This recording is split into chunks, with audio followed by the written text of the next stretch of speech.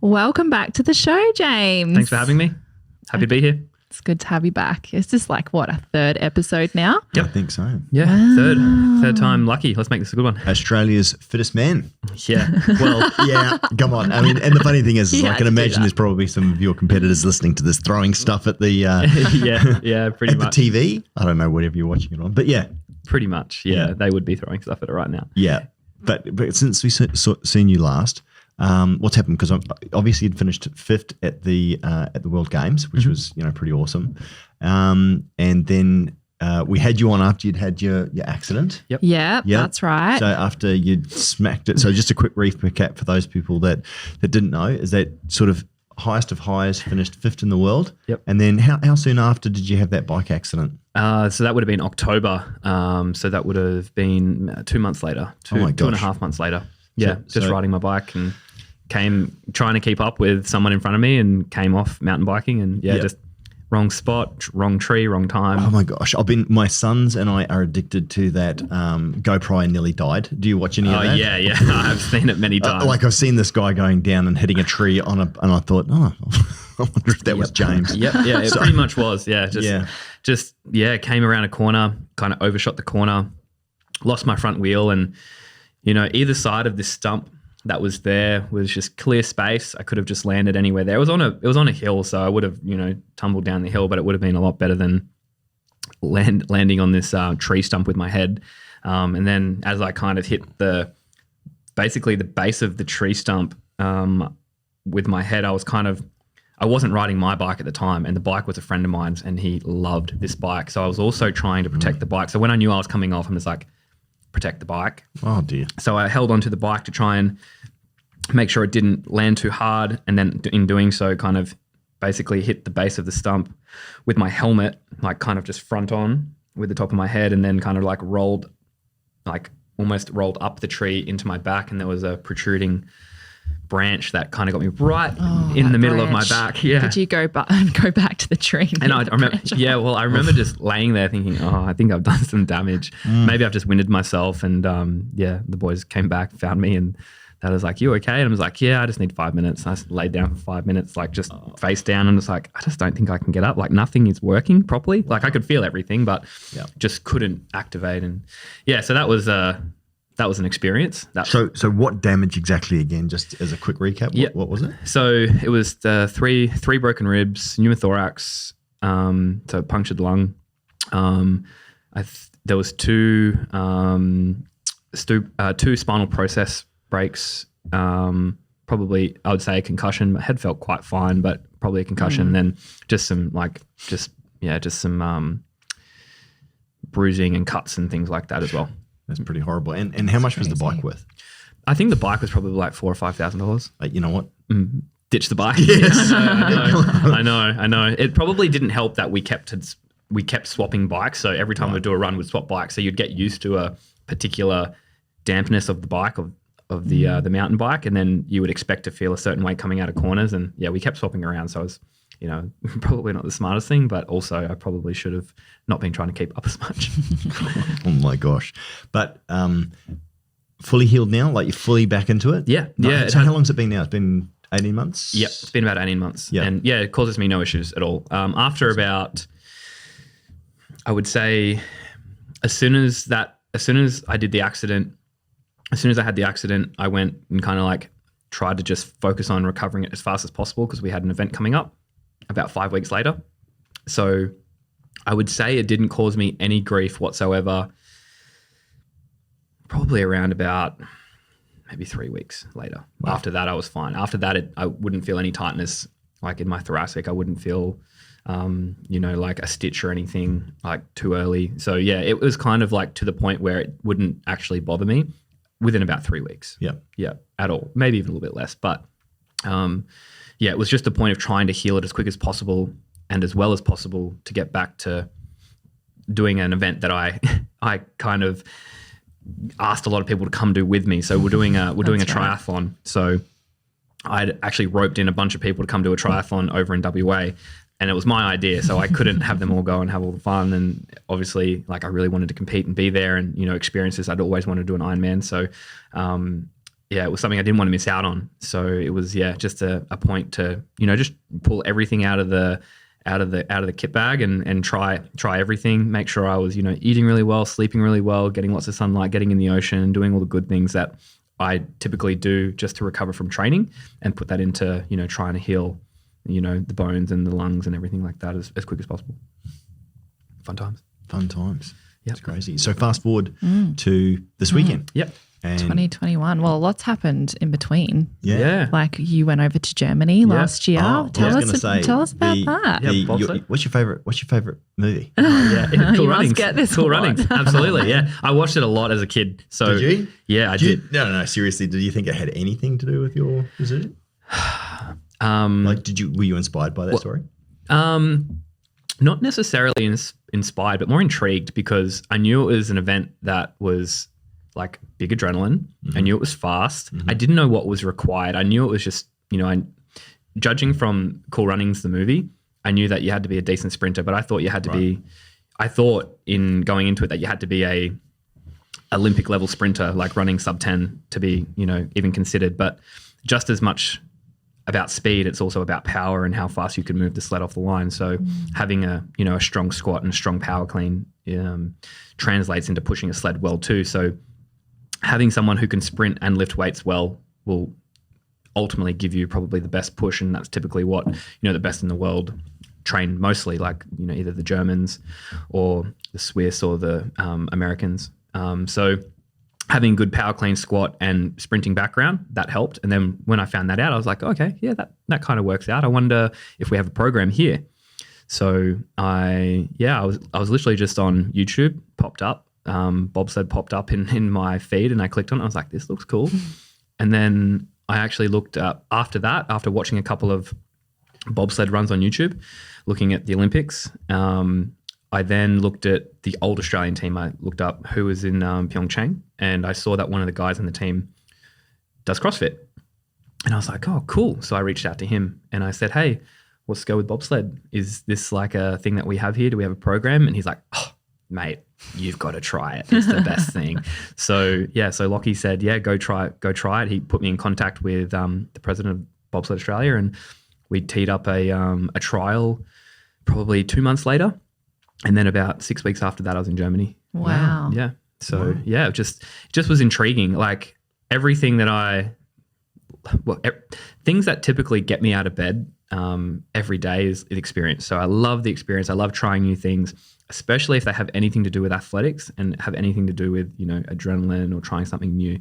So when bobsled, was on the cards, I was like, cool, well, if this is what's required, I can do those things. I wonder if I can translate it into pushing a bob.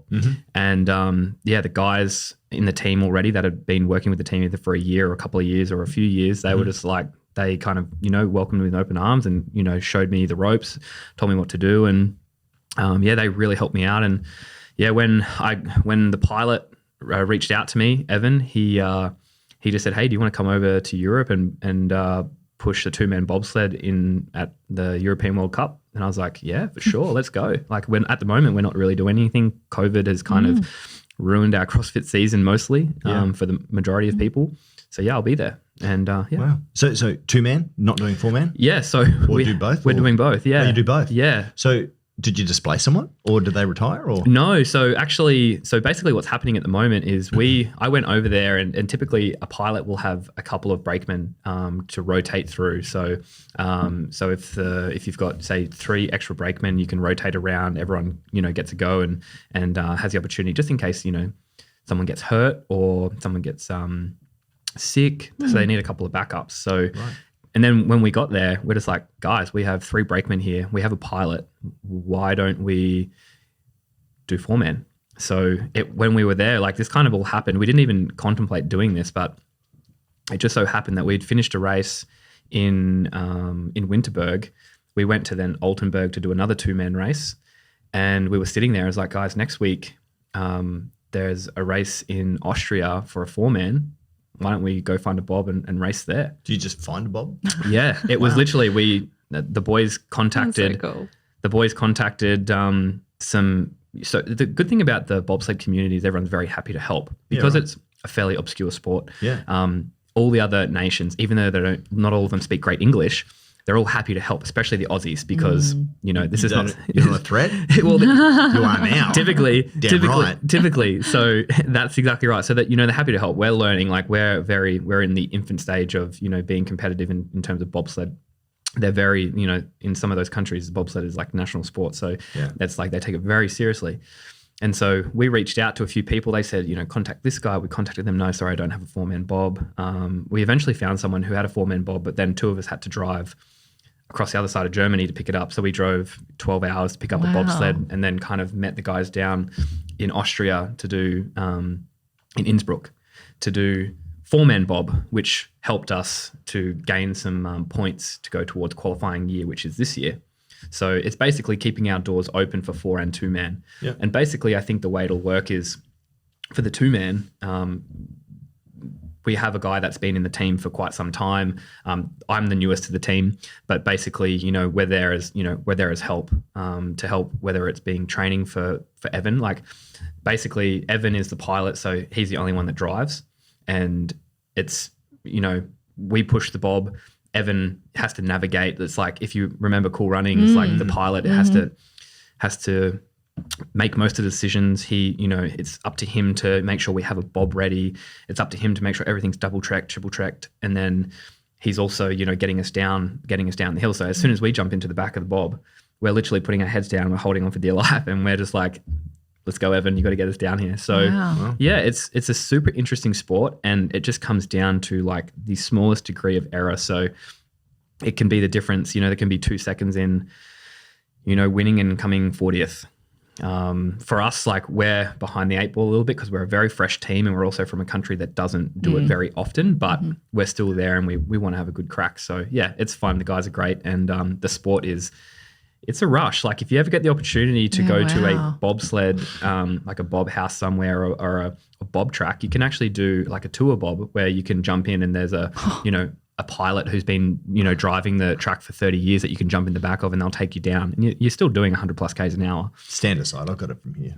I was going to say like this is like staff event. Like this would be so cool. Oh, yeah. It's an experience. So once you get down to the bottom, if you've got, say, like if you do a tour bob in a 4-person bob and you've got 3 people in the back who have never been in a bobsled before, you won't be able to wipe a smile off your face. Wow. You'll get down to the bottom and just be like, what did we just experience? Wow. And the G-forces going around the corner, like they're upwards of, if you can get the bob moving in a 4-man, they're up over like 4 Gs around the corners. How fast? Wow. I think the fastest track in the world is Whistler. Yeah. So North American circuit. Yeah. Okay. Yep. And I think the highest speed on that bobsled track is around 157 Ks an hour. Wow. Yeah. Yeah. And you're that low to the ground. Wow. So you can feel everything, and you hit corners, and when you go around corners, you're just like getting squished to the bottom of the sled. And it's just, and you've got, for me, I sit in second person. So my feet are up past Evan's head, and I'm like crunched over in a position, and then I've got Dylan behind me, and then Joe's in the rear, and you're all so close and tight, and you're just holding onto these handles doing like crazy speeds. And because Evan's back is right in front of my helmet, as opposed to a 2-man bob where my head is down between my legs, like I can kind of see how fast we're going at that point. Right. And your aim is to try and keep down so we don't have much wind resistance. Right. But out the peripherals, you can just see how quick you're going. It's like, man, we are hooting down this hill. So typically the tracks will be roughly 1 kilometer long. Right. So you're getting down in 50 to 60 seconds. So what's Australia's best result at a Winter Olympics? So there was actually a guy who was an Australian who then competed for, I believe, Great Britain. Bastard. And they won a gold.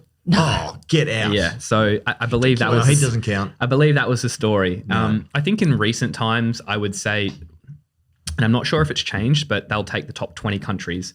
So typically there's around 30 sleds that will go to the Olympics. Mm-hmm. They'll take the top 20 countries. Mm-hmm. Those countries that place top 3 get extra sleds allocated to them. Place 3 through 9, you get, an extra sled, whereas top 3 get, maybe 3 sleds or, 4 sleds, depending on, it's like Germany, if they've got 3 amazing teams, they'll get 3 to go.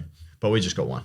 We have 1. So typically, unless we had 2 Australian bobsleds that were placing top 3 at the end of the at the end of the qualifying season. Wow. Yeah. So where are we qualifying at? Where are we? See, I'm on the yeah. where are we going? At the moment, we're near the back of the pack, but right.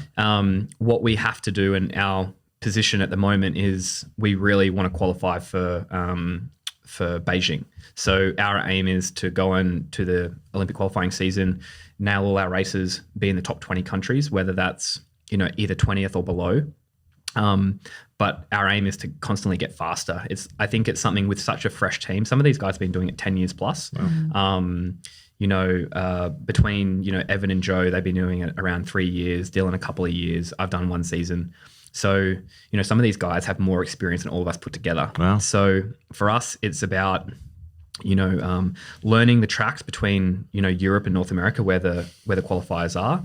For Evan to be able to understand those tracks, get more experience in driving.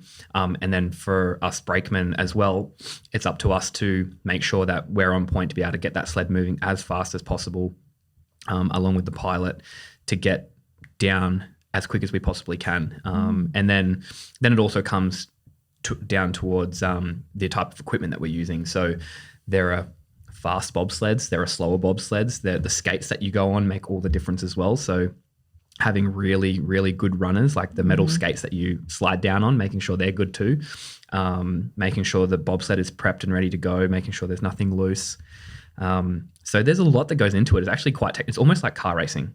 It's like it comes down to the smallest little things that can make all the difference. But for us as brakemen, our job is to get that sled moving off the line as quick as possible and then run it down the track as far as we can until we reach a speed that we can't keep up with, jump in, and then it's in Evan's hands after that. Wow. Yeah.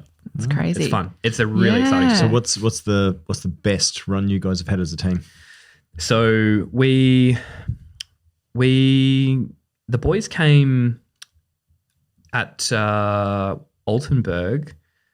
Altenburg. The boys came 15th. Okay. Out of, I think, maybe 20 odd sleds. Okay. Yeah. Yeah. So yeah. Just depending on where we are as well. So typically the European circuit tends to be a little bit more competitive just because there's so many countries there. So in Winterberg, we were up against close to 40 sleds. Wow. Whereas if you go to North America, it's a lot less. So you might be up against 10 other sleds. Right. But the way the point system works is if you place 8th in North America and you place 8th in out of 10 people, and then you place 8th in Europe out of 40 people, you still get the same points. Wow. That's silly. So you go to America then? Typically. Yeah. Absolutely. Yeah.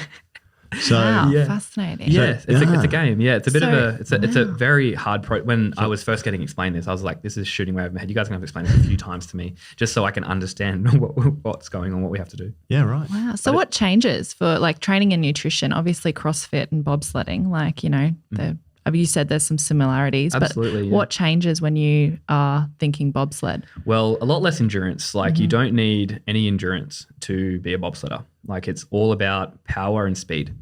So being able to shift. So our bob roughly weighs about 180 kilos in a 2-man bob. And so it's about you trying to heave that bob off the line as quick as you can and then get moving, accelerating as fast as you can. So power and speed. It's typically sprinting is a huge part of it. If you can only run, let's say you can only run up to 30 kilometers per hour, you're only going to be able to push that bobsled 30 kilometers an hour. If you can run 33, then you'll run 30. You can get it up to 33 and keep up with the bob. If you can run faster, great. But yeah, if you can only run 25, then you're not going to be able to help push the bob as much as required. So having someone super, super strong who can only run 25 Ks an hour is not going to help. You need someone who can heave the bob hard and then also get up to high speeds too. So basically sprinting and weightlifting. And also then if you're heavier too, being heavy helps to weigh that bob down the track as well. Keeps the force down. So Correct. Better aerodynamics. Exactly. And then you can also put weights in this bob to get you up to a particular weight too. So you've got to take that into account. So you can get the bob almost to absolute capacity, but then you also have to be able to push that capacity too. Makes sense. So if you add 20 kilos, you've got to make sure that doesn't interfere with how fast you can get that bob moving. So learning how to push sled correctly with proper technique, and then working on, power cleans, back squats, getting the legs strong. And then you also have to, I guess, get used to the cold too, because it is freezing cold over there. And then when you race, you're in this tiny little lycra suit that goes from like right down at the wrists, right through to the ankles. And you're in, you're competing in, sometimes minus degrees, and you just got a helmet on, and you're just like freezing cold, shivering, and then you're going down this track at like potentially 150 k's an hour if you're at the right track. Some of the other tracks aren't as fast as that, but they feel fast, especially if you've got lots of whippy turns and everything. So the idea of being in lycra, which shows everything, being out in the freezing cold. Yeah. I think that's enough. And then to stop cramming me. into a small space. Yeah, with 4 other guys. It's just like absolutely. Babe, it was really cold. It's like yeah. Well, that's exactly right. So how fast are you on 100 meters? Do you know? So like mid 11s. Oh wow, that's fast. Mid 11s. So any bad crashes so far? No, we haven't had any bad crashes. We have had a couple of crashes. Yep. But to be honest, like it's pretty safe. Yeah. It's pretty safe. Safe. Like, Well, I suppose you're all crammed in. you're all crammed in. If you don't let go, like the safest place to be is inside. Yeah. So if you do crash, aim of the game is to hold on and not fall out, because if you do cross the line, even upside down, you still get the points. Oh, really? Yeah. So we had a couple, but it's it's basically. How does that happen? I mean, is it because the driver steers the wrong way, doesn't lean enough, or? Well, it's not so much about leaning. It's about taking the right entry points to the corner. Right. So being able to come into a corner, once you come around in a corner, if you enter too high or too low, it can, and if you're trying to come off a corner and you try and come off too early, the corner can kind of suck you back onto it. So you go up too high on the exit point, and it might flip you over there. Yeah, gotcha. Or if you go up way too high and try and leave too early, you might, tap aside, and that might flip you over. Yeah. But yeah, it's honestly like tipping over and crashing typically is quite fine. You get like ice burn on your shoulders. Typically, that's usually what happens, and it's quite an uncomfortable experience. But I would compare it to being out in like 5 or 6 foot surf and getting dumped pretty hard and hitting the deck and hitting the bottom, hitting the ocean floor, and then getting pummeled for a bit. But instead of it lasting, typically 10 seconds, which is, an average wipeout, it might last like 30 or 40. Oh. So the strap on your helmet kind of takes a lot of your breathing space away. So you've got to be really calm, even though what's happening up above you is like really erratic. You're still going around the corners, mind you, upside down. So you've got to try and relax your breathing. You're crammed. The bobsled's on top of you.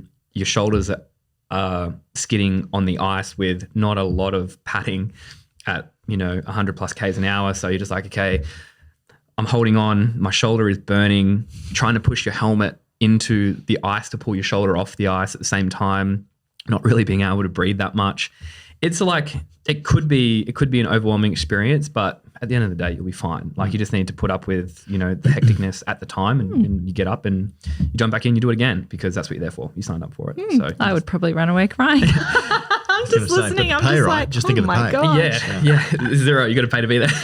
Oh, that is hectic. That is awesome. Which is also very cool. which is also another thing. Like if you muck the track up a lot, like you take divots out of the ice, you have to pay for that. Oh, of course. Yeah, because they have ice workers there to make sure the track is secure and make sure it's in good, like it needs to be prepared really well, because that's when accidents can happen if the track isn't prepared well. Of course. And, ice makes its way too far up, you go up on that, then it can shoot you out and things like that. So if the track is prepared well, it is safe, but it also is an adrenaline sport, and there is a lot of risk, but you just take that on board, and you're kind of putting your hands.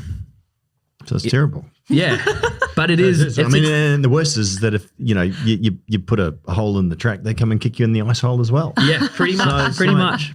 But the getting down there. So to put it, I guess, in a little bit of context, coming down in a 4-man bob in a race for the first time and completing the race successfully without crashing, that's a super cool experience. Yeah. Like that is like when we all got down and we had made it and we'd crossed the line and we'd pulled the brake at the right time, because in Innsbruck there's a very tight stopping platform, so you can shoot straight past it if you don't pull the brake in time.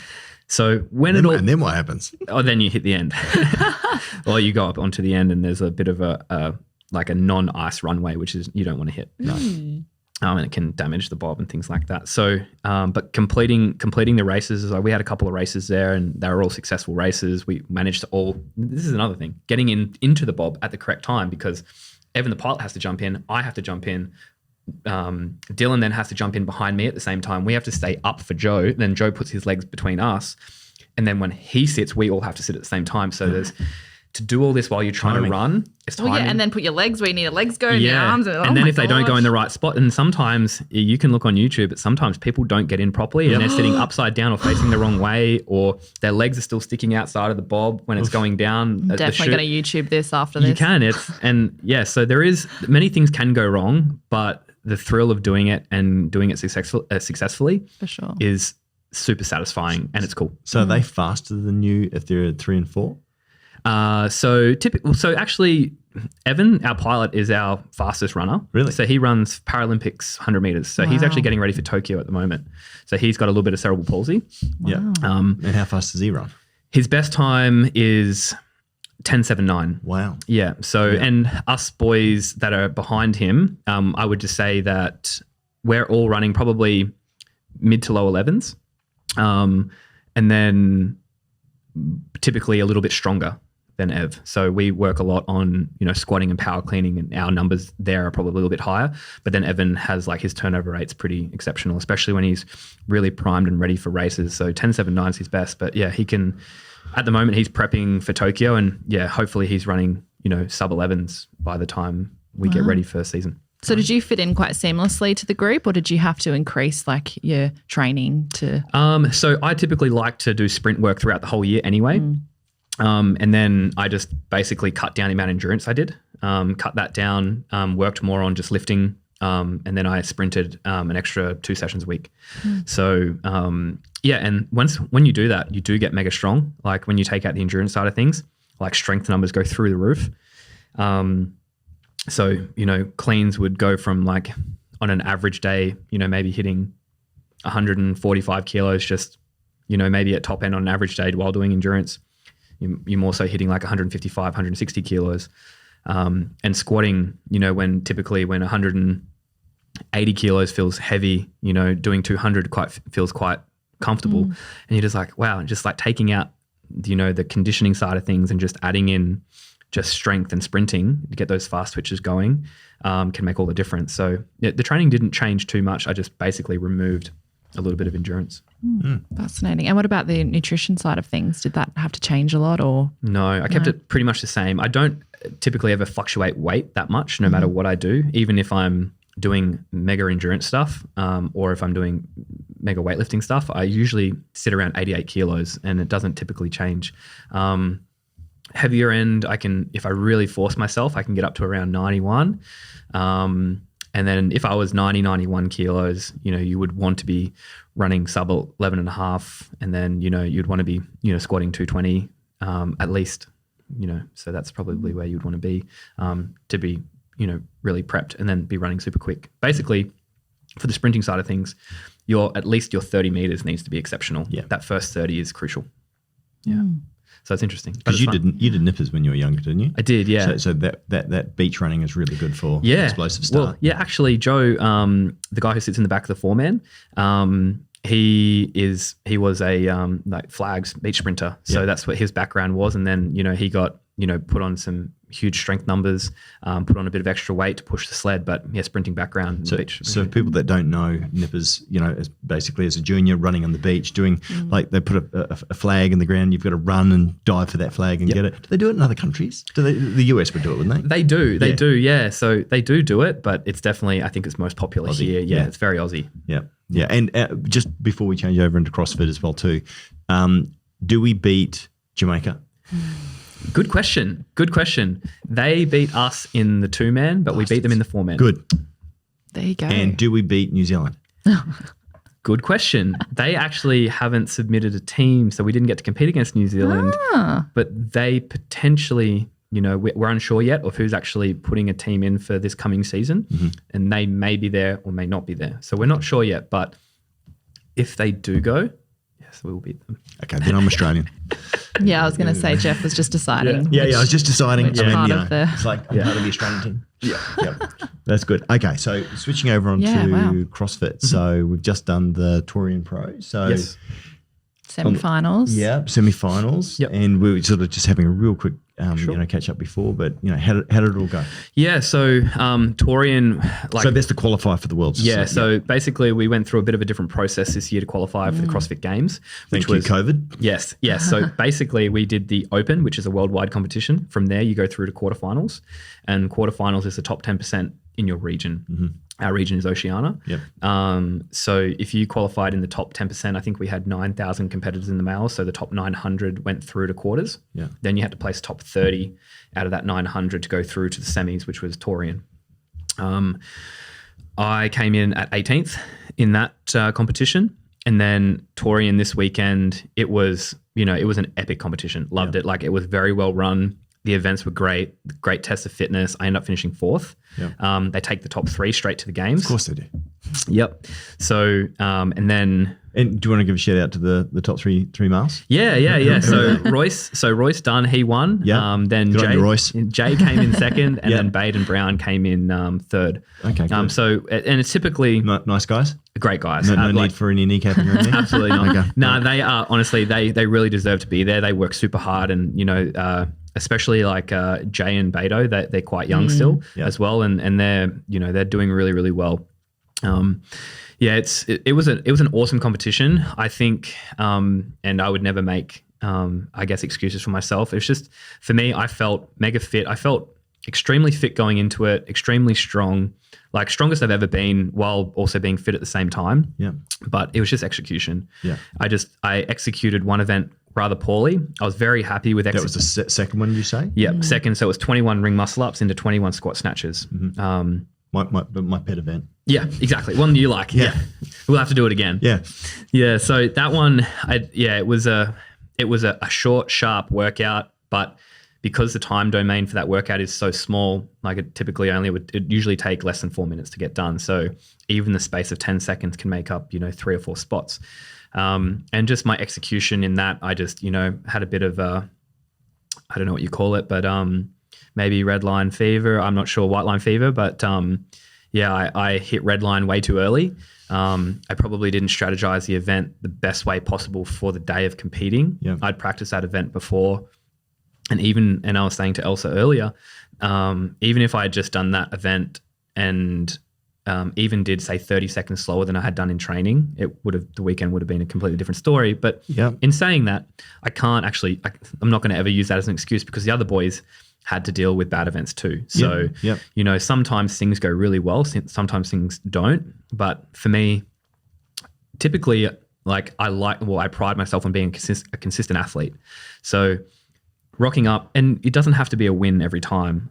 It's good when you get to a competition and you win 4 out of 7 workouts. That's great. And then you have the blast of the weekend. But maybe I was going into the event thinking that I have the ability to take out, say, half of these events. Mm-hmm. Whereas what I should have been doing is going into the event thinking, no, it's okay just to place 5th in every event. And if you'd placed 5th in every event, you would win. Right. So I went into that event, wanting to do 21 unbroken ring muscle ups. I probably should have just broken it at 16 and done 16 and 5. Yeah. And then, strolled over to my barbell and then broken each set of 7, 3 sets of 7 into half. And then, strolled across the line and come 30 seconds slower than I did in training, and it would have been okay. But in my mind, I just wanted to get the 21, because ring muscle ups have been something that have hampered me in the past, and I kind of wanted to prove to myself that I could do them. And I think that got in my way of executing a better game plan. Yeah.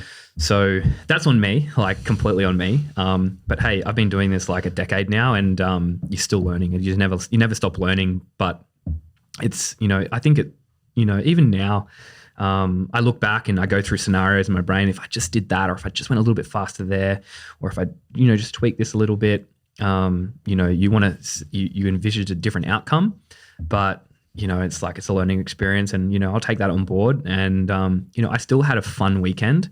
I typically have fun when I do well. But even though I didn't get the exact result that I wanted, I still had a good time. I can learn from it. have still, like, it's not all done and dusted and over. I want a last chance qualifier coming up. We don't exactly know when, but basically the first person who doesn't qualify out of the weekend will go to a last chance qualifier. So now it's up to me to continue training in the lead up to that and then execute that very well, which is typically a hard thing for me to do because I'm not a huge fan of online competitions because you do them from wherever you are. But I think it's something that I'll have to adapt to. It's funny because I remember last time we were talking about your race preparation, and typically you really focus on just yourself and your pace and your game plan. Yep. And it sounds like you're still doing your own game plan, but you've just deviated from maybe your best course. Absolutely. If I had gone into that workout thinking to myself, it's okay that you don't do this set unbroken and you'll still be fine. Yeah. Instead of probably, maybe I had to, shut out a little bit of ego wanting me to get that 21 unbroken done, which typically doesn't get in my way. No. But if I had gone into that workout saying, you know what, it's okay that you don't get it done unbroken, and you do place, either anywhere from 5 through 15, you'll be okay still. It's all good and easy to say now, but at the time I wanted to win that workout and it blew up in my face and it came 25th. So 25th out of 30. Whereas, I think the top time was low threes, like 309 or 310 or something like that. Right. And that's basically what I did in training. Gee, and it's funny, isn't it? And it's, mentally being strong, having all the physical gifts and all the rest of it, but it really is ego. And it's not typically something that I think anyone would really think of when they talk about you, James. Like they don't. You're not an egotistical person at all. But it's funny how those little things that we set as a goal that we want, absolutely, as you say, with through ego, really sort of upset things a little bit. Yeah, so, yeah. Well, I think I was just amazing. Yeah, I agree. I think it was. I didn't want to prove it to anybody else. In going into that workout, I wanted to prove to myself that I could do well in a ring muscle up event. I believe that. And I had worked on ring muscle ups in the last, 3 or 4 months quite heavily, knowing that because at an event back in the 2018 CrossFit Games, there was 30 ring muscle ups a time. It was just, that was it. 30 ring muscle ups a time. You ran up to the rings and you just had to get 30 done. And that event wrecked me. Yeah. Like it's not something that pull-ups, I love pull-ups. I love that gymnastic element, that pulling element. But for some reason, something about ring muscle ups fatigues me reasonably quickly. And it's like, if I had just done, I thought to myself, leaving that event, that 2018 event, coming away from the games, and I thought, imagine if I had done in training in the months leading into that competition, let's just say I had accumulated another 300 or 400 ring muscle ups in training, just accumulated over that course of time. How much better would I have done at that event?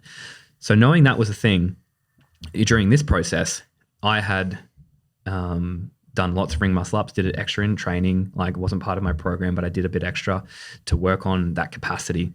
And my highest, unbroken set of ring muscle ups prior to this event would have been maybe 17 back when I first started training for this event. I think I tested it with Kayla. I said, "Oh, come out and you can watch me. You'll maybe push me on to get an extra couple of reps." And I think I got 17 reps. In this event, I got 20. Wow. I tried the 21st and failed it.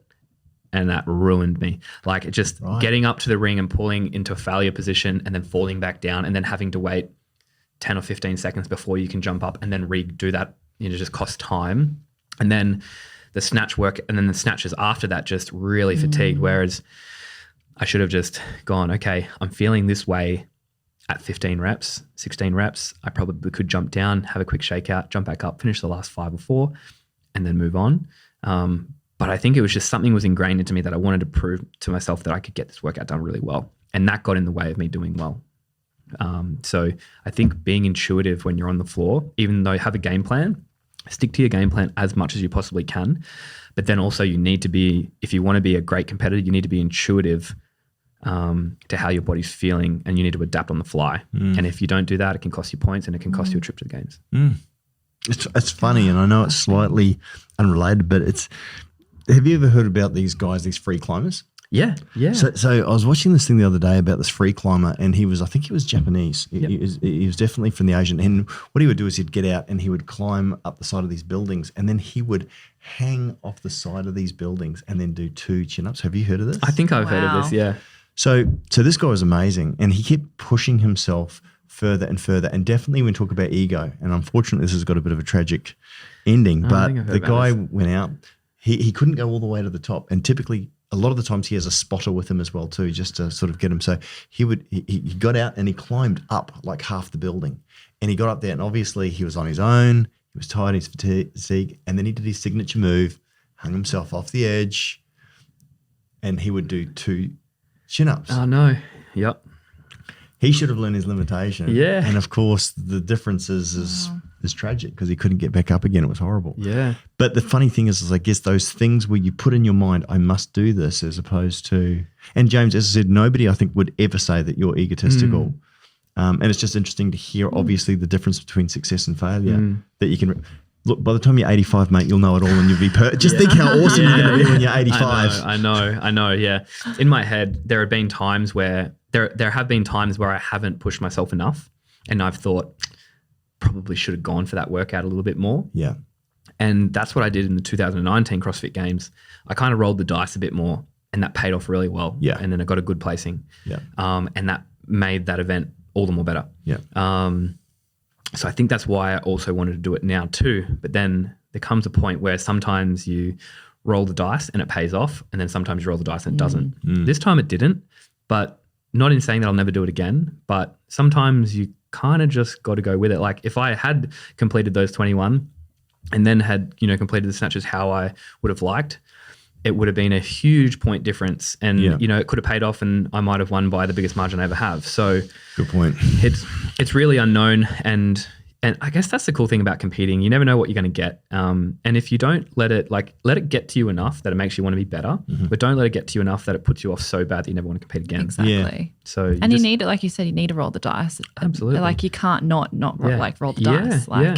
And I didn't in years previous at the games. Yeah. And I think I mentioned this in the last podcast, I didn't roll the dice. I was very reserved. I didn't want to make a mistake. Yep. And I was so fearful of making a mistake that I didn't get great results. And then the whole process, that whole week, and it's an excruciating week because you're doing, anywhere from 11 to 14 events potentially.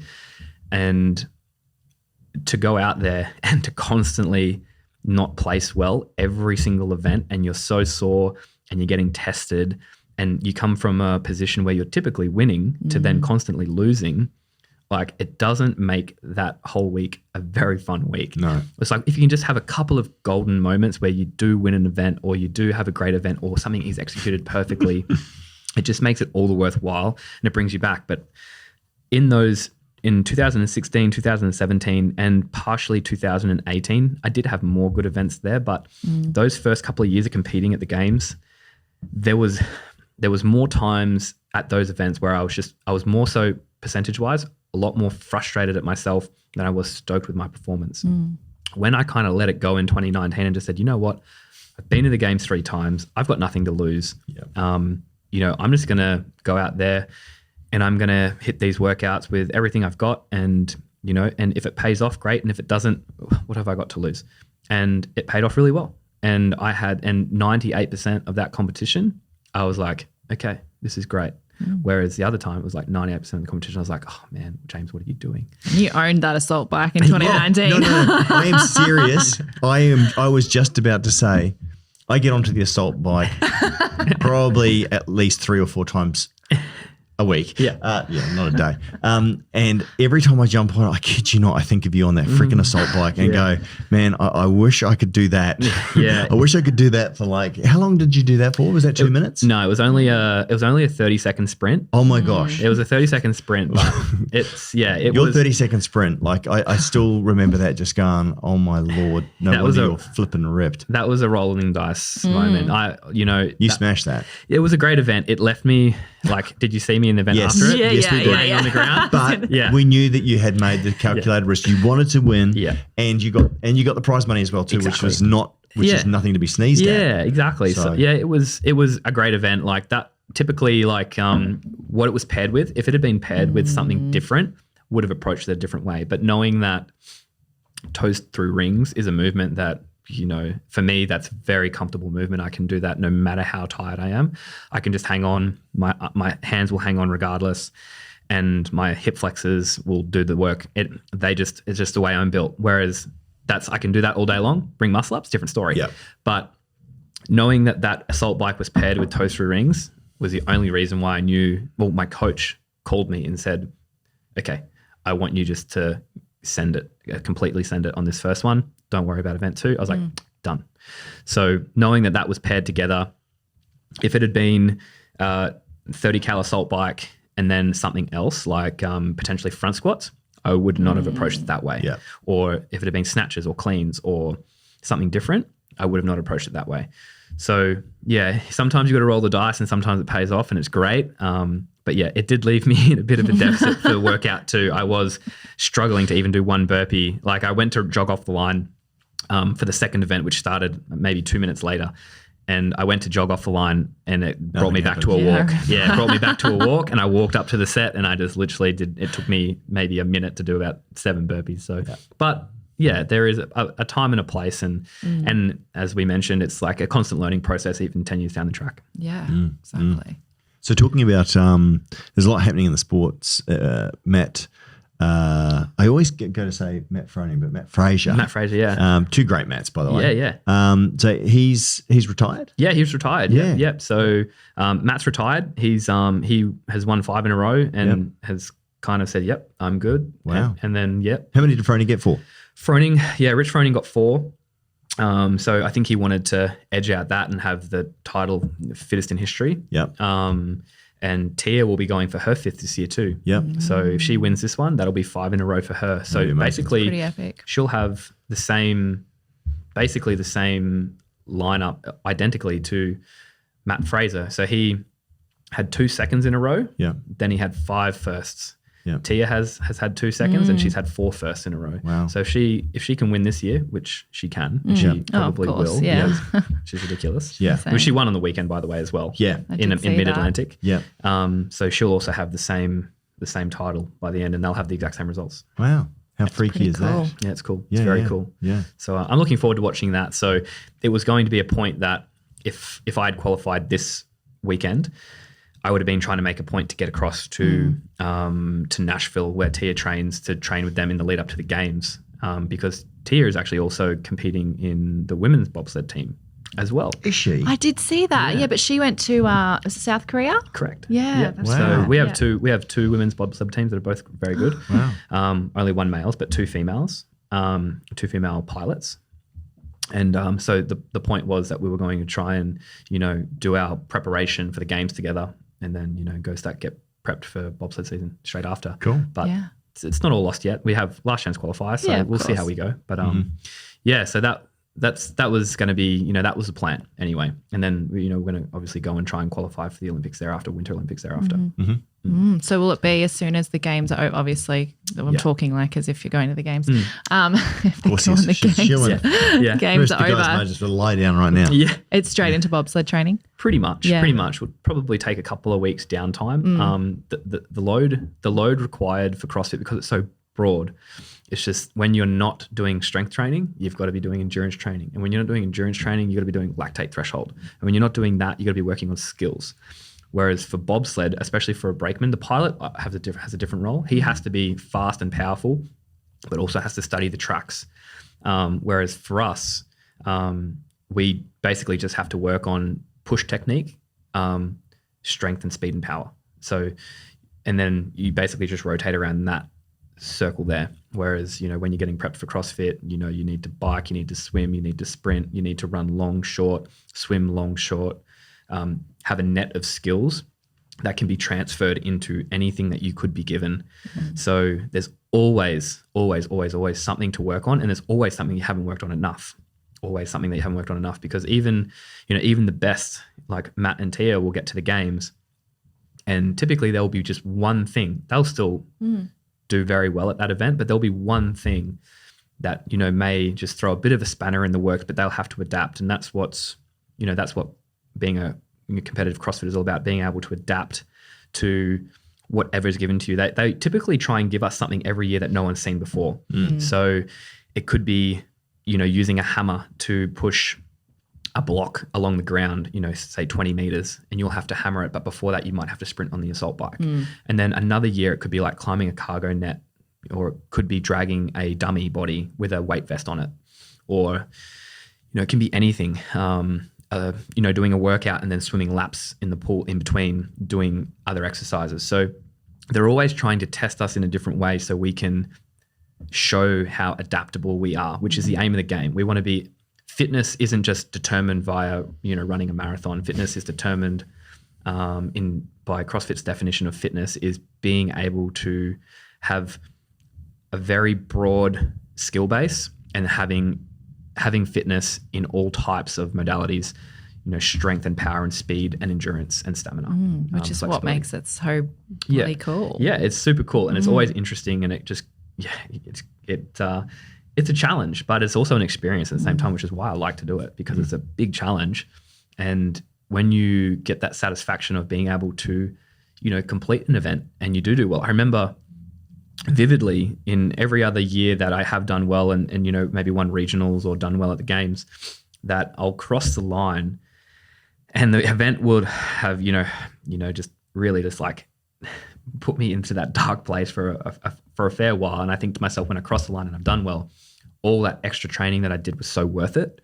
And I wouldn't trade it. Like I wouldn't go back and say, oh, I would prefer not to have done the training and not done as well. Like I would always say, yes, put me back in the gym at 7 p.m. on a Saturday night when all my friends are going out, and let me do the training because I know how good it feels at the end of the weekend. This time, just missing by a small margin and still doing that hurts a little bit more, but I know that's life. It is what it is. So you just need to take it on the chin. It's character building, and it'll give me experience in a different way that I may not currently be used to. So I'll take it and I'll work with it, and we'll see what happens. You live and you learn. Yeah. How long have you been vegan for now? How long? 2 years. 2 years. So have you noticed anything different in terms of your performance, health, wellness, everything? Because obviously very controversial game changes came out. Yeah. I always we just had Simon Hill on the podcast. That's funny because some people love it. Yeah. Some people hate it. Yeah. I am very agnostic, and I appreciate that I can learn a lot from different people, but I like to come straight to people that are doing the diet, especially people who are performance-based, because a lot of people come out and go, game changes, well, that proves that you can do it. And other people go, nah, that's crap. That's actually not based on truth. And I'm not here to rate the movie per se, but it's really good to get your your input as a professional athlete. Sure. Good, bad, negatives, positives, everything. Tell us. Well, to be honest, and this is something that I've said before, I never wanted to. I didn't go plant-based or vegan to increase performance. It wasn't a game changer's decision to go do it because it was going to make me a better athlete. I did it for other reasons. But to be honest, I feel no different than I did when I wasn't eating plant-based diet. I don't feel like a superhuman. I don't feel fatigued. I don't feel like I'm getting better sleep, poorer sleep. I don't feel any different. Are you stronger? I am stronger. You are? I am. So, and that was the typical thing that people would actually ask me. They would be like, are you surely your strength is going to go down? Yeah. And that's a common question we get all the time. Yeah. And honestly, no. Wow. It hasn't changed. To be honest, at Torian, so my best ever clean and jerk at competition was 153 kilos. Yeah. I clean and jerked at this competition 154 kilos quite comfortably. And then I just missed 156 kilos. So wow. So, and how old are you now, James? 30. Yeah. And I did that when I was 27, 26. Yeah. 26, I think. Yeah. So my strength numbers are better. Every year, my strength numbers have gotten better. Yeah. The last 2 years, they have still increased what I would expect, even if I was eating a non-plant-based diet. And that's actually a really good disclosure. Yeah, Because we're not putting you in a vacuum. It's not one change. Obviously, intelligence around training, communication with coaches and training techniques, as well as supplementation. Yeah. I mean, there's lots of things obviously that. And you already ate such a whole food plant-based, not plant-based in general, but whole food diet. Food. Yeah. You already, your diet was amazing. Yeah. I ate everything. Yeah. But and you it was quality. ate well. I ate very well. And that's the thing. You weren't out eating KFC, McDonald's, processed foods. I haven't had that in over 10 years. Yeah. But yeah, nothing like my progression since going plant-based, I feel like hasn't, if I could look at the progression in terms of percentage that I had gotten better each year from say 2011 through to now, the progression has been consistent and it wasn't impeded at all by going plant-based. I feel like it was on the same trajectory, if that makes sense. It does. I feel just as fitness-wise, like cardiovascularly and stamina-wise, muscle stamina, as ever before. I feel, and I know that I can still lift all the numbers I did before. Like a couple of months ago, I wanted to see if I could still build up. I think my best ever deadlift was 255 kilos. And I was like, you know what?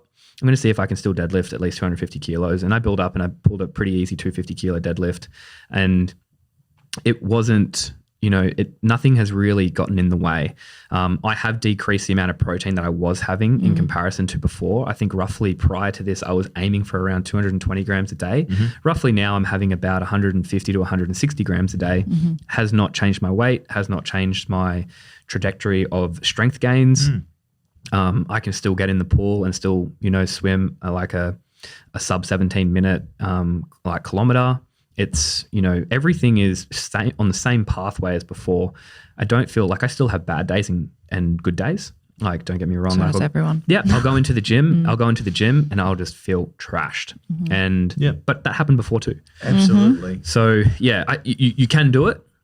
And some people find it easier than others. But going plant-based has not adversely, and placing fourth, and after a consistent period of time where I had won the regionals and done well at the games, I guess some people may think now he's gone vegan that he's now placing fourth, but to be honest, it was a rookie error, and it actually has no correlation with my diet at all. I feel just as good mentally prepared as I ever had before. I just had a brain lapse and didn't execute the way I should.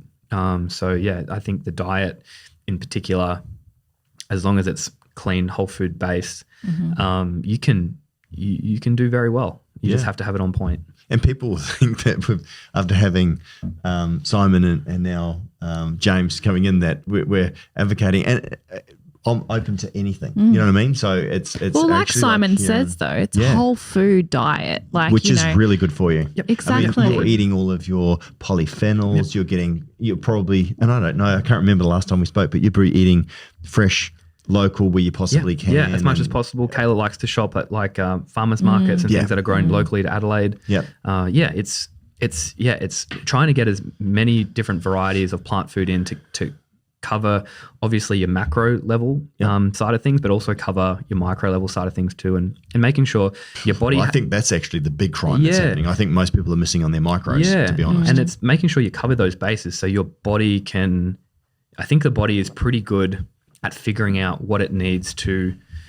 We train to create a stimulus to bring on strength gains, fitness gains, but if we give the body the right ingredients to do what it needs to do, creating the enzymes and creating all these different chemicals that we need to, build more muscle tissue or create, more extra blood vessels or extra blood or more red blood cells, whatever it be, if we can give our body the materials in good quality whole foods and with a really honed supplement regime, given quality of food is probably degrading over time the more we farm in particular ways, but if we can do that, then we're giving ourselves the best opportunity to perform well, not just if you're an athlete, but also think well for your job and make sure you're getting good sleep and all these things. That I think it all goes hand in hand, but for me it's always been about eating as much whole food stuff as possible, and then sticking to a solid supplement regime that, filled in the gaps where I may be missing.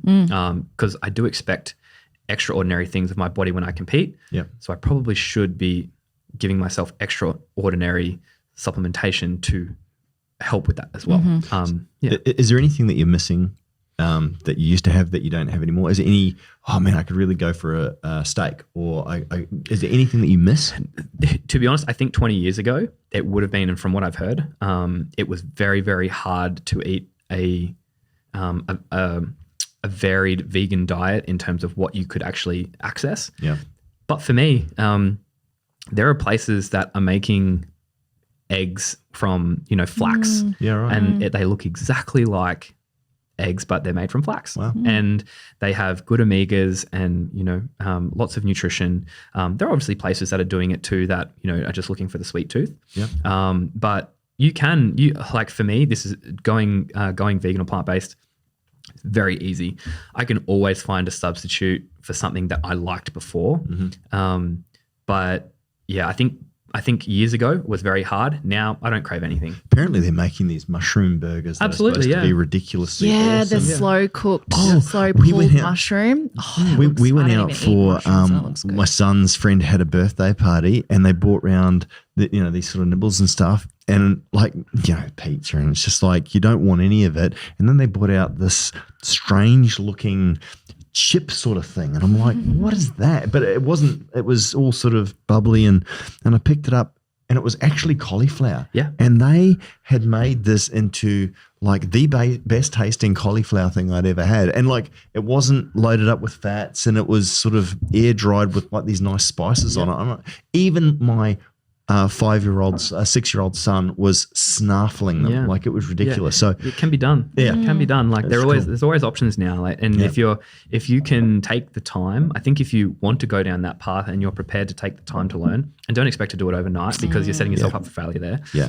But if you can take the time to find out, these recipes, or if you do have a little sweet tooth, or you want something in particular that you loved before, but you do want to go down that path for whatever reason you decide, there is ways to do it. You just need to keep an open mind and chase the information. Well, the big thing for me, and I want to do an episode on this, is fruit is not from the devil, because I've had a lady that Tony and I listen to a lot. She's lost, I think, 40 kilos of weight, and she kept all her fruits in, because a lot of people go, no, if you're going to lose weight, you've got to get rid of fruit. But I mean, like fruit, so long, again, pesticides and everything else, but, and that's the bad stuff. But I mean, like the fiber that's in fruit, the polyphenols that are in fruit, I mean, like there's so much goodness. The problem is that when you isolate fruit juice, when you're getting,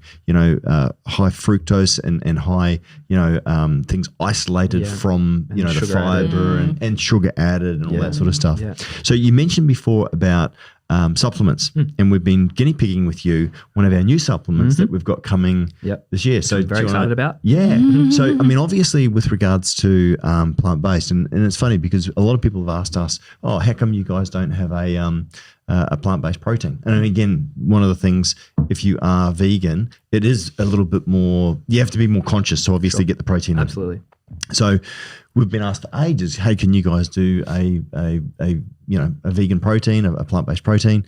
And there was no way that we could improve. And we tried for years, and they just seriously tasted horrible. In fact, we spent a lot of money and years of research trying to bring a sorghum protein to market. And the tannins in it were just terrible, and, just never went anywhere. So we kind of just said, no, unless we can do best of market, we're not going to do it. Sure. I think we've got something pretty special. I think you do too. That's nice to hear. So I was going to say, how did you go on it? I mean, obviously, taste, recovery. So I think when you look at a plant-based protein, people would expect these days for it to be very grainy. Typically, it would be lacking in taste. It would taste very bland. Or over the top. Oh my gosh, I've tried some of them and I'm just like, like, that's so sweet. If you find like a very natural plant-based protein, you're looking at very bland. If you see something that's got, heavily marketed, crazy colors all over it, that's probably filled with sugar to make it taste really good. So yes, you might be getting a plant-based protein, but how good is it for how good is the quality of protein? Where does it come from? What's the source? And then also how good is it for your gut, which is what ATP is huge on, obviously. Making sure gut health is on point. And what proteins do promote gut health and which ones take away from it. So I think they're the things that I look at anyway. And for me, like I've been using the, vegan aminos for years, which I absolutely love. But having this one come to market soon, knowing that it's good for the gut, knowing that it's, covering all my bases in terms of amino acids, it makes it very easy for me to, and I love smoothies, by the way. So I'll put protein in smoothies, a couple of times a day. I also love it with oats too. I'll even put the Gut Right Daily on my oats and mix it all together. So for me, they're the types of things that you would look for is, taste, quality, how good is it for you? And this one ticks the boxes. So it's and having tried it now, I'm really excited for it to come out, and I think people are going to be very pleasantly surprised when they get the information on how good it is for you, but then they actually taste it and realize, oh my God, this does taste really good. And I think a lot of people are like, why wouldn't I? Well, we've got to give props to our R&D team because firstly, we had to find the right protein. One, as you say, that was good for the gut. Now, pea protein is not, and that's why we couldn't bring out a pea protein. And look, everybody does the same thing, and I guess this is the thing that I love with ATP is that we do things a little bit different. We do things new, we try and be best in class, and then everybody follows and goes, oh, look, we've done it too. And that's fine. And that's always going to happen. But I think in terms of this one, all natural, and trying to get the flavor profile, as you say, that doesn't feel like literally somebody has sprinkled sand in or put chalk in it. And the other one that really fascinated me. A whole cup of stevia. It's like seriously, and it's talking to our flavorists as well too, and we've got a really good team. They laugh at the lack of sophistication because, and what I mean by that is that they're doing these companies are doing the best of what they can with what they've got.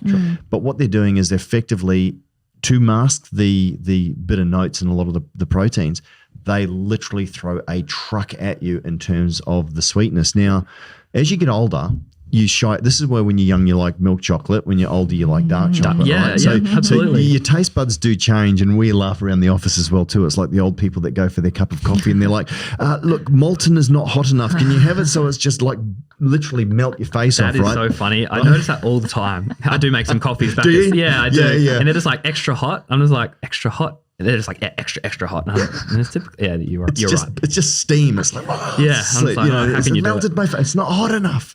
But sorry, old people. But you're old if you can't feel the heat. It means that you're nearly dying. But I think the thing with the younger crowd, especially with the plant-based proteins as well too, is that they're just trying to mask the flavor and mask the horrible notes and the flavor. Absolutely. So they're just throwing everything at the kitchen sink.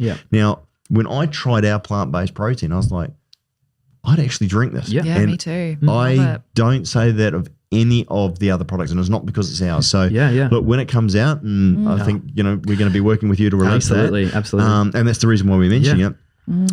Is I think we're going to give you a guarantee. Look, try it and tell us if you don't love it. It's we think it's a game changer. Yeah, absolutely. Exactly what I was thinking. Don't worry, Arnold. It really is. Get to the chopper. Get out.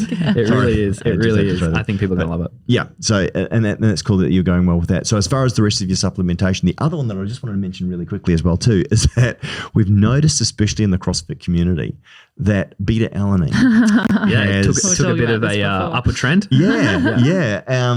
So if you guys don't know, Matt Fraser recently went on a podcast and he spoke a little bit about his training regime, spoke about what he did pre-workout, post-workout, and beta alanine came up in conversation. So he's the person that helps him out with his nutrition, got him to have beta alanine before events. Obviously, we know most people would know what beta alanine does prior to events and what it can do for, lactic acid and things like that and buffering and whatnot. So after that, beta alanine took a huge spike in sales, obviously. And I think, as you guys know, you guys were at Torian over the weekend, and there was a lot of people wanting the beta alanine. It's funny. I mean, I love beta alanine. I think it's brilliant. It's great. I mean, I hate the feeling that it gives you, right? Like the tingles on the back of the neck. It's an infrared it is an infrared, and it's a great product. I mean, it works on H+ ions, it buffers lactic acid, it recycles, and prolongs your ability to be able to perform, intensity. Stops muscles from going spastic where they lose their form, so you're able to get out that extra rep. I mean, it's great. What about citrulline? I mean, I think citrulline is brilliant, but the poor unloved cousin. Maybe. Right? Well, I like citrulline. I was just going to say, James, do you take citrulline? I do, and I do really like it as well. But I mean, and the reason why I say that is that it's really funny just to see, obviously. Because Matt is such a well-respected athlete, he says beta-alanine, which is great. And look, to be honest, and what's interesting with it is that the best results are not just taking it once before you train. Yeah. It's actually progressively taking it over 30 days. The study has shown significant improvements. So you get an acute effect, but you actually get a compounding building up effect as well too. But same with the citrulline too. So that's like something that you guys, people don't expect to just, have it on one day and feel superhuman, but, do it constantly. And this is something that we probably will talk about, but be consistent with your supplement regime. Don't expect to do it, on Monday and wait until next Monday to do it again. Yeah. Like try and let it build in and become a part of your lifestyle. Yeah, yeah. And it's a pity because we can't actually break down a lot of the products in details because obviously we sell them. Maybe we'll have to have another podcast where we talk about it without mentioning a product name. But yeah, I think supplementation, especially for your elite athletes as well too, number one supplement from my point of view, and you please differ because I mean, again, you're going to come at it from a different level, but I think creatine is probably one of the most important. Now, obviously, that has an impact on weight. Yep. I mean, I'm a huge fan of beta-alanine and citrulline, as I said, and obviously, depending on what your nutrition is like, whey protein can obviously help. But do you have a top three that you sort of go for as far as individual aminos? Because we can't talk about products. Yeah, sure. Oh, we can say what his favorite products are. Oh, we can. Yes, of course we can. All right. Well, we were just talking about this, and it's very difficult for me to choose favorite products. But I typically I love the effect, and I love having amperage. Yeah. I love it. It's just that's natural for me now. Yeah. But I do love that. But yes, obviously being plant-based as well, creatine is something that I'll do on a pretty much a daily basis. Yeah. Especially when training, and especially when doing lots of strength training too. Yep. That is, that's basically a staple for me. And I know that Simon would concur. He actually sent me a message and he was like, make sure you're having your creatine. Yeah. So Simon Hill did. Yeah, he did. Yeah. Oh, does he loves creatine. Well, actually a little while ago, probably would have been maybe 18 months ago, he sent me a message and was just like, hey, look, I saw that you've gone plant-based and if you need anything, he goes, here are my top tips. Wow. And creatine was at the top of the list. So cool. I made sure that was a thing. And I think he's a big advocate as well too, I think for B12 and forgot. There's something else as well. Anyway. Yeah. B12 is definitely something that I make sure I get in as well. Yeah. To make sure I have some B12. And then so I recently had bloods done, which would be, be cool to share at some point. We definitely can share them. I'm happy to do that. Had some bloods done to see where all my levels are at. Everything was great. I was a little lower in iron than I had been in the past. Nothing crazy. That was it. But it was iron. Yep. So maybe I take an iron supplement like once every 4 days. Yeah. And that puts me back in even kilt. But, I probably could up it just by, eating some extra leafies. But, given time restraints and everything else, being an athlete or an elite athlete, yes, things have to be on point, but there's only so many hours in the day that you can get it done. Sometimes it's better to focus on something else than something has a higher priority, and me spending an extra, 5 to 10 minutes a day at each meal preparing extra, sauteed greens or whatever it may be, or dark leafies, may be better spent me, having a nap. Potentially, maybe not, but that's what has worked for me in the past. Not saying my iron levels were, drastically low. They were in a good realm, but could be slightly higher for what I do. Yeah. So that was something that I also added as well. Yeah, right. Okay, cool. Anything else? Just quickly, let's go through typical day on a plate. Typical day on a plate. So I'll keep it. This is very easy. I've done this a few times. So I'll usually have oats in the morning, oats with a bunch of berries. I usually have a punnet of berries every day. So I'll maybe mix a few in there. I'll put some Brazil nuts and walnuts on top as well. For the selenium? Yep, absolutely. Try and make sure I'm getting in some good omegas from that area. Sometimes I'll sprinkle some sesame seeds on there too. And it's good iron as well.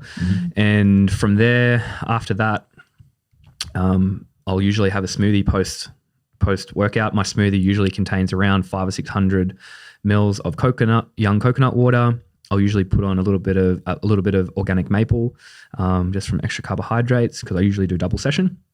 And then from there, I'll typically put in some coconut cream, maybe some chia, and then I'll add in a few bananas. Usually I don't just leave it to one banana. Sometimes I'll do 3 or 4. The coconut water you put in there for the electrolytes as well too, is it all? Yep. Have you tried, I just got a friend of mine, we're looking to do some business. Yeah. He's got a king coconut. Oh yeah. Have you ever had it? Yeah. A can coconut? King coconut. They're yellow. And the coconut water is to die for. Okay, well there we go. I've got some. Okay, well, I'll send you some. Okay, great. It is awesome. Good. Yeah, it is so good. I have it. It's really clean. It's like champagne of the coconut water. There we go. Well, I'll have to try this. I'll have to try it. So that's basically what kind of goes in a smoothie. Yep. Then for lunch, I'll usually do something like, it could be like pumpkin, white rice, or like basmati rice, jasmine rice with maybe some tofu or some tempeh. And then, some greens like some kale, some sauteed kale with maybe a bit of olive oil and some salt. Do you cook it up and eat it cold? Do you reheat it, or do you cook it fresh? I usually cook it on the spot. Yeah. And then from there, I will typically for a dinner would look similar to lunch, but it would usually, if I had, say, tempeh or tofu, I would maybe have lentils or beans. What else would I have in terms of a protein? And then it's really obscure, but I'll always mix and match. Like I won't stop myself from putting berries with, a savory main meal. Like I'll do that if I really feel like it. And then typically after that, I usually have an avocado every day. I love avocados, but I'll usually mix it into like a smoothie bowl for like dessert, where I'll, maybe add some more berries or some cacao nibs or something like that. And then, mix in, avocado, banana, and then maybe some goji berries to top it, something like that. So that's, in a nutshell, that's typically what I would eat. People typically ask me, where do I get my protein from? And it's usually from like a bean pasta, like a black bean pasta, tempeh, tofu, lentils, and other beans. Do you have much in the way of macadamia nuts or cashews? Yeah. So we have a cupboard that's basically filled. You've seen my stashes of, like, Kayla loves jars. So if something comes into the house and it's in a packet or a box, she'll remove it from that and put it into a glass jar, just so it looks really nice and so everything is nice and neat. So we have a cupboard that does have a range of nuts. So it'll be like nuts and seeds. There'll be chia, there'll be sesame, there'll be walnuts, Brazil nuts, macadamias, almonds, cashews. There'll be dried cranberries. There'll be goji berries. It's like, So pantry of dreams. Yeah, pretty much. So I just pull it out, and if I'm making something, I just do it intuitively. So I'll go, okay, cool. So yesterday I had this. Yesterday I had Brazil nuts on my oats, and today I'll have walnuts. And then the next day I might just have sesame seeds. Some days I'll put both. I'll put sesame seeds and almonds, and I'll just kind of rotate around those. And if I've done something in the morning, I'll also change it at nighttime too. So I kind of just try and get as many varied, different whole foods in the day. And that typically works well for me. And if I'm typically never feeling drastically out of whack. But then again, sometimes if I've, been working out really, really hard, I will feel like I need something. And I think when you get to the point where you can be like, I need some fat, it, you're just like, okay, why do I feel like I need some peanut butter, or I need some almond butter, or I need some Brazil nuts, or I feel like an avocado? Sometimes I don't feel like it at all. Like recently, for the last month, I haven't even wanted to look at dark chocolate. I don't know why, but every time like it's brought up, Kaz, like, oh, do you want a bit of chocolate? I'll be like, nah, I don't feel like it. But a few months ago, 100%. I'll take half of the Lent block or whatever it may be. But I think once you get to the point where you can be intuitive enough to feel like, okay, I really need some carbohydrates, or I feel like I'm lacking protein, or if I kind of have a bit of a recall on what I've had in the day, how much protein have I actually had? And, every now and again, it might be good to just do a little bit of a tracking just to see where you're at. Do the full day, track it all, don't look at it, and then look at it later and be like, okay, cool, I did actually hit 160 grams. That's been working well. I hit, a couple hundred or a few hundred grams of carbohydrates. Does that work well for me? Am I losing a little bit of weight? Do I feel light? Do I feel weak? How is my sleep going? So all these different types of things. And then if you can add in little additives that, don't compromise, stress you out too much, but, if getting up and making a nice licorice tea doesn't, complicate things or makes you feel like you have to put an alarm on to have your licorice tea over night time, but you can just do it and it's fine and it's easy, do that. I think when people get too caught up in having to have everything so perfect, that can be a detriment.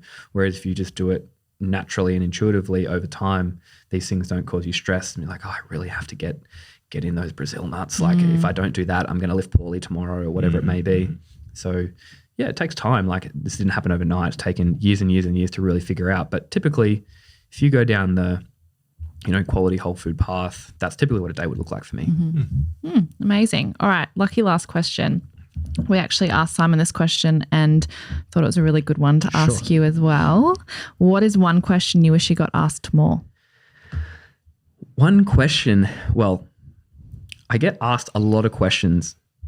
So one question that I wish I got asked more, something that I get asked a lot is like, what does a day of training look like?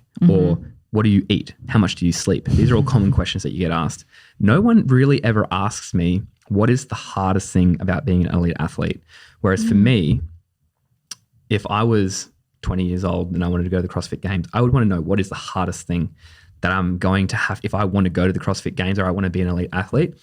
I would want to know what the hardest obstacle is for me to compete well. So then I can start working on it, because if you're smart enough to understand that once you get that answer, it's not going to be a quick fix. You're not going to miraculously wake up the next day and be at the CrossFit Games.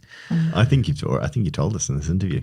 Yeah, it'd be interesting to see. Yeah. So what is it? The hardest thing to do as an elite athlete is be consistent. Right. That's the hardest thing. And typically, and that's the same answer that I'll give when anyone asks me, what is the one thing that you think separates you from being great and just being mediocre? It's consistency.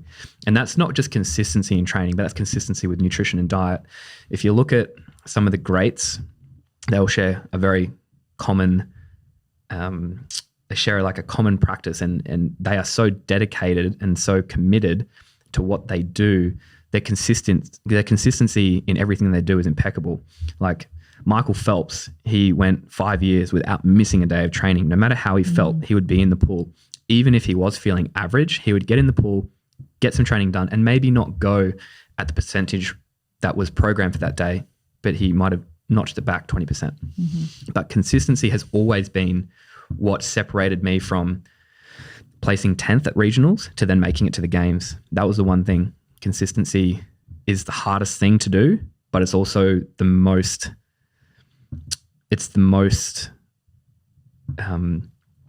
rewarding, or the most, successful thing that I've done to help my sporting career is be consistent. Every time I'm consistent with nutrition, consistent with training, day in, day out, no matter how mundane it is, consistency has always gave me great results. And that's the hardest thing to get well, because people will typically be like, cool, I want to go to the CrossFit Games, or I want to be the next Michael Phelps. And they may do 3 weeks really well and then take 5 days because they've put themselves in such a hole. But if they took those 3 weeks, notched it down by maybe 5% and then just got through those 4 weeks, or just did it all, consistently smooth, you'll be better off. I think that's the one thing. And that's usually what I tell young guys coming in. If you're consistent in everything you do, you'll do much better than someone who's up and down. Consistency is key. And that's the hardest thing to get really well, because so many things impact consistency. You've got not only your own mind impacting consistency, because I have to go for another session. I'm totally beat. I'm laying at home on the couch and I've got another 2-hour session to do. things will start popping into your brain to say, here's why I shouldn't go back to the gym. Here's why I can't do this. Or you might get a message from a mate saying, and this happens to me all the time, hey, do you want to go for a surf? Yes, absolutely. I would much prefer to go surfing right now than go and crush myself in the gym. But I know that consistency factor will help me win the competition. And I'll look back at that when I cross the line and I finish, knowing the reason why I won is because I was consistent in training and I didn't let anything get in the way. That's the hardest thing to do because there are so many factors. Yeah, you see that with a lot of the great footballers, like Ronaldo would go down early. Yep. I know that, if you can get to a point where you actually love that, and when I was younger, I never built any good legs, built good upper body strength. Had somebody dishing me out one day going, yeah, he's got a good upper body, but he's got terrible legs. And I actually learned to love the leg press and the squat. Like learn to love it to the point where it was actually probably one of my best. But that's the hard part, is switching the mental game where you turn a negative and you actually flip it and you go, no, I'm actually going to lean into it, as opposed to I'm going to tolerate it. I'm going to do, and if you can flip that and really lean into it and actually change your mindset around it, that's when that part becomes a little bit easier. But the other thing I thought you might have said is the sacrifices in terms of time with friends and family, parties, going out, that sort of stuff. That's what I thought you were going. But it actually does actually links in with. I think consistency is a broad answer there. Yes, but it does, that is all part of it. That is, people need to understand. If they do want to be an elite athlete, they will have to sacrifice a lot. They will, some things that also pop up in my mind as well is, you need to have a great team of people around you. If you're doing it solo, good luck. No one I know that has ever done anything that, requires, getting, 15 gold medals or whatever it may be, has done it solo. They've had a great team around them. Their discipline is ridiculous. Being able to, shut that voice in your head saying, oh, you've done it. You did a really good session this morning. Is going to the gym, is it actually going to help me at all? Oh yeah, probably not. Maybe I'll just stay at home. Being disciplined, being able to do, and I think actually recently heard this, I think in another podcast, and I think it was Mike Tyson talking about it. Discipline, is being able to do the things that you hate regularly and just making them happen. And, I love training, but there are some days where I'm just like, I've been doing it 10 years. And, the last thing I want to do right now is go out and lift a barbell. But being disciplined enough to be like, no, this is what I want. At the end of the day, I would much prefer to go out and lift that barbell now than I would hate to get to competition and come forth. Yeah. That's where it gets to at that point. If you can be so disciplined that you're the most consistent athlete out there, you'll do very well. Obviously, it comes down to genetics as well a little bit, but I think more so is the consistent discipline part of things. And that also requires sacrifice. You have to be able to sacrifice a lot of things that seem to be, high priorities, but going out with your friends and doing or maybe partying through your 20s or, this is, through the 20s and typically through the 20s, early 30s is prime time for, competitive sport. If you want to go and party, you can party in your 30s and 40s and 50s if you want to as well. It might be a little bit of a different story, but in saying that, you're not going to be able to, I don't know any 50-year-olds that are competing in the open division of the CrossFit Games. They do have their own division and they are mega fit. Yes, 100%. But that discipline is very crucial too. And that consistency, I think, is the biggest part and it's the hardest part, but it's the most crucial part. Yeah, wow.